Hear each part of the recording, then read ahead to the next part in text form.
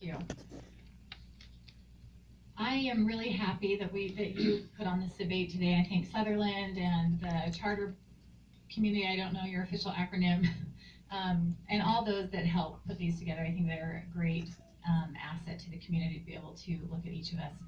I am running for state school board because I am committed to making a difference. I am committed to advocating for parents and for teachers and taking decision making back to the local districts. I would like more than anything to make it so that you as citizens don't have to deal with me up at the state board very much, because when you go to your local board, you actually have a say in what's happening, because I don't want any parent to ever be told, like I was and my friend Renee in the back, that our local board no longer represents us as parents.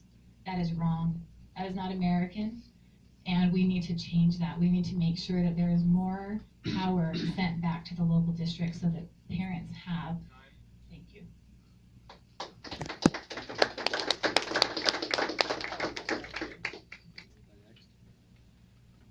Let me just wrap up with a quick story. This experience has been exhausting but exhilarating, and the best part about it has been talking to parents and teachers about how we help our kids excel. And so I was at a community council in Orem where I ran into a guy who was a few years ahead of me in high school.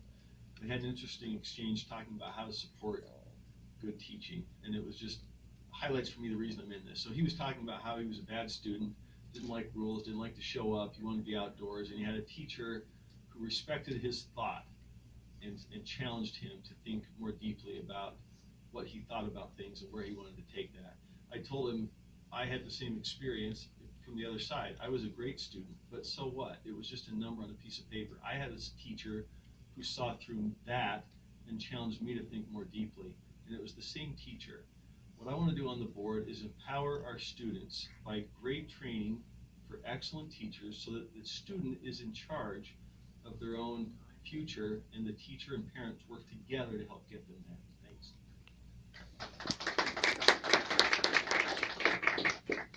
Well, I've been there for 14 years and I still have a lot of work I'd like to do. And one of that is doing the same thing that these two have already said. They want to honor teachers and help them do the best job they can do. I disagree that it needs to be done at the state level. It really does need to be done at the local level. And as the state board, we need to support local districts and administrators to help make sure they're treating their teachers with respect and dignity. And if there are issues such as the SAGE test or anything else, we need to know about that. And we need to know about it not through the gossip challenge, but through the school system.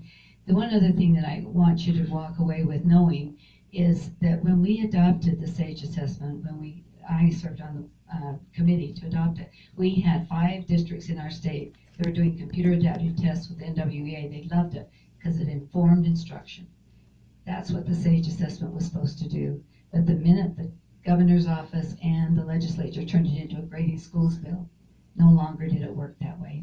So we got to do a better job of that.